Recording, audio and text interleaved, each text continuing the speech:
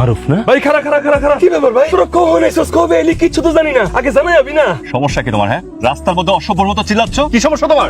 কি করছ তুই ভাই তুই কতদিন পরে আইলি আমি ছিলাম না চল চল চল বাড়ি চল মার লাগে একটু দেখা করবি চল চল চল বাড়ি চল আরে বাড়িতে তোমার পেটের মধ্যে, ওই বাড়ির কথা না আমার কইতেই শোনা, এক্ষুনি আমার চোখের সামনে থেকে যাও। মার লাগে একটু দেখা করবি না কো মা তো সারাক্ষণই তোর লাগে মন খারাপ করে আমাদের দেখা আর না দেখা কোনো পার্থক্য আছে? এটা কোনো কথা কইলে বোন তুই মারুফ কি কয় ও তো একটা ভুল কিছু কয় নাই, ওই বাড়ি তোমার, সম্পত্তি তোমার, মা তোমার, সবকিছু তোমার। ওই আমি তো কোনোদিন তোমার ভাগ দিতে আসি নাই, আমার বাবা যে সম্পত্তিগুলো রেখে গেছিল কোনোদিন তো আমাকে সে এক ফোঁটা দাও নাই, সবকিছু তো নিজে দখল করতেছো, নিজে ভোগ করতেছো। তোমার যত মনের কথা মনের দুঃখ মনের কষ্ট সব আমারে কইবা আমি বইয়া সব শুনবো এখন চলো তো কোনো কথা নাই বাড়ি চল সুমন ভাই এসব সান্ত্বনা টান্তনা না আমাদের দরকার নাই, আমরা যা বুঝার তা বুঝে গেছি। কি ব্যাপার, তুমি কি দাঁড়ায় এখানে বকবক করবা নাকি যাবা? আমার কিন্তু এত সময় নেই, আসলে আসো।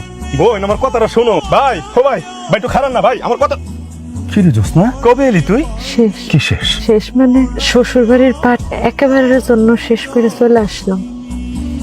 তোর স্বামী মারা গেছে, তারপর আমি তোর এই বাড়িতে রাখছি। কেন রাখছি? তোর আমি ঠিক মতন ভরণ পোষণ জামা তোর সবকিছু দিতে আছি। কেন দিতে আছি? আমি তোর এই বাড়িতে রাখছি শুধু তোর ভালোবাসার জন্য। তোর আমি পাবো, তুই আমার কাছে আসবি, আমরা আদর্শ ভাগ দিবি। হ্যাঁ, এই জন্য তোর আমি এই বাড়িতে রেখে দিছি। ভাবি বাড়িতে আছে, ভাবি শুনলে তোর ভাবি নাই, ভাবি এরকম বাপের বাড়িতে কিছু 1 মাস থাকবে না। 1 মাস তুই আমার, আমি তোমার। হ্যাঁ শোনো, তুমি উকিলের সাথে কথা বলছিলা? ফোনে কথা বলছি, উকিল বললো যে আগামী সপ্তাহে গিয়ে একদম সরাসরি কথা বলতে। আমার মনে হয় হয়ে যাবে। ভাই ফোন দিচ্ছে, কি করবো? রিসিভ করো, লাউডে দিবা। হ্যালো, হ্যালো মারু কেমন আছিস ভাই কেমন আছি এটা জানার জন্য ফোন দিছো নাকি অন্য কোনো উদ্দেশ্য আছে? ভাই ভাইরে ফোন দিব না খোঁজ খবর দিব না এই জগতের নিয়ম কি তোমার মানো? হ্যাঁ, আরে তোমাদের কাছে তো জগতের সব নিয়মে উল্টা। এই যে তুমি আমার ভাই, কোনদিন তুমি জগতের নিয়ম মানছো? আমার মা আমার আব্বা তারা কি মানছে?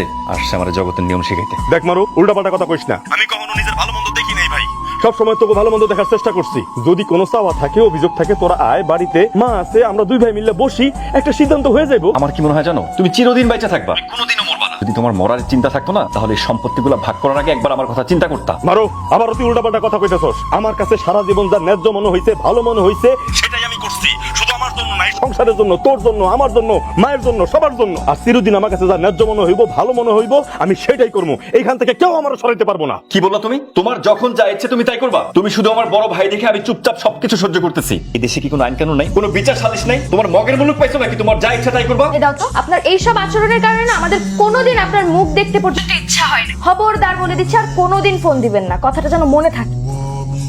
আমার বাপ যখন মারা যায় তখন আমার বয়স কত মাত্র 13 বছর আর মারুফ তো বাপের দেখি নাই সে তখন মায়ের পেটে ভাগ্য ভালো বাপ বুঝতে পারছে তার বেশি দিন মনে হয় টিকবো না তখন তার সহায় সম্পত্তি যেটুকু ছিল সব মায়ের নামে লিখে দিয়েছিল কিন্তু বাপ চলে যাওয়ার পরে মা পড়ে গেল একটা অথই সাগরে আমার লইয়া মারুফে লইয়া এত বড় বিপদ যে রাত পাড়ি দিতে হইলো সেটা একমাত্র মাই জানে মাই তখন কি করবো আমার দুই ভাইরে নিয়ে এদিকে আমার চাচারা কিন্তু মায়ের ছাড়ে নাই তার ওই সামান্য সম্পত্তির দিকে তাগরুর নজর গেছে মারে নানান রকমের কথা শুনাইছে তার নামে নানান রকমের কুচ্ছা রটাইছে তারে অপমান করছে মা বাধ্য হইয়া নিজের সম্মান বাঁচাইতে আমগো দুই ভাইরে বাঁচাইতে এই সংসারটা টিকাইতে সে বাড়ি থেকে বাইরে হয়ে আসছে আমার ছোট ভাইটারে কেমনে মানুষ করবো এই মারে নিয়ে কেমনে চলবো তখন এই দুশ্চিন্তা আমার মাথাটা পাগল হয়ে গেছিল তখন বাধ্য হয়ে লেহাপড়া ছেড়ে দিছি মানুষের বাড়ির কাম করছি জমি জিরাত করছি ছোট ভাইটারে লেহাপড়া করাইছি আজকে এই পর্যায়ে এসে দাঁড়াইলাম